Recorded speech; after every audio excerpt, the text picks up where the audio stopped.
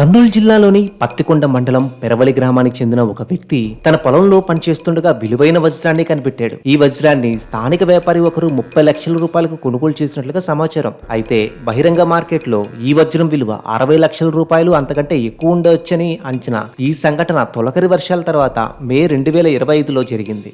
దీని తర్వాత కర్నూలుతో పాటు అనంతపూర్ జిల్లాలో వజ్రాల వేట మరింత పెరిగింది. కర్నూలు జిల్లా పత్తికొండ మండలం పెరవలి గ్రామం నుంచి ఇటీవల కొన్ని వార్తలు బయటకు వచ్చాయి. ఆ వార్తలు ఆంధ్రప్రదేశ్ ప్రజల్ని షాక్కి గురి చేస్తున్నాయి కూడా. ఈ సంఘటన మధ్యకెర మండలంలోని పెరవలి వద్ద కొల్హాపూర్ లక్ష్మీదేవి ఆలయం సమీపంలో జరిగింది. స్థానికంగా 30 లక్షల రూపాయలకు అమ్మినప్పటికీ బహిరంగ మార్కెట్ లో దీని విలువ ₹1,00,00,000 వరకు ఉండవచ్చని మరొక చర్చ జరుగుతుంది. కర్నూలు మరియు అనంతపూర్ జిల్లాలలో వర్షాకాలం ప్రారంభమైనప్పుడు వజ్రాల వేట సాధారణం. తొలకరి వర్షాల భూమిలోని వజ్రాలను ఉపరితలంపైకి తీసుకొస్తాయని స్థానికులది గట్టి నమ్మకం. ఈ సంఘటన తర్వాత స్థానిక రైతులు, కూలీలు మరియు ఇతర ప్రాంతాల నుండి వచ్చిన వ్యక్తులు పెరవలి, జొన్నగరి, పగిడిరాయి, మధ్యకెర వంటి ప్రాంతాల్లో వజ్రాల కోసం గాలింపు మొదలు పెట్టారు. ఈ సంఘటన వార్తల్లో వ్యాప్తి చెందడంతో కర్నూలు జిల్లాలోని తొగ్గలి, మధ్యకెర, జొన్నగరి వంటి ప్రాంతాల్లో వజ్రాల వేట మరింత పెరిగింది. స్థానికులతో పాటు ఇతర జిల్లాల నుండి కూడా వజ్రాల కోసం వచ్చే వారి సంఖ్య బాగా పెరిగింది. వ్యాపారులు పొలాల వద్దే ఉంటూ వజ్రాలను తక్కువ ధరకు కొనుగోలు చేసి బహిరంగ మార్కెట్లో ఎక్కువ ధరకు విక్రయిస్తున్నారని మరొక సమాచారం. ఈ విధానం వల్ల రైతులు, కూలీలు తమ వజ్రాల నిజమైన విలువను పొందలేకపోతున్నారని మరొక ఆందోళన.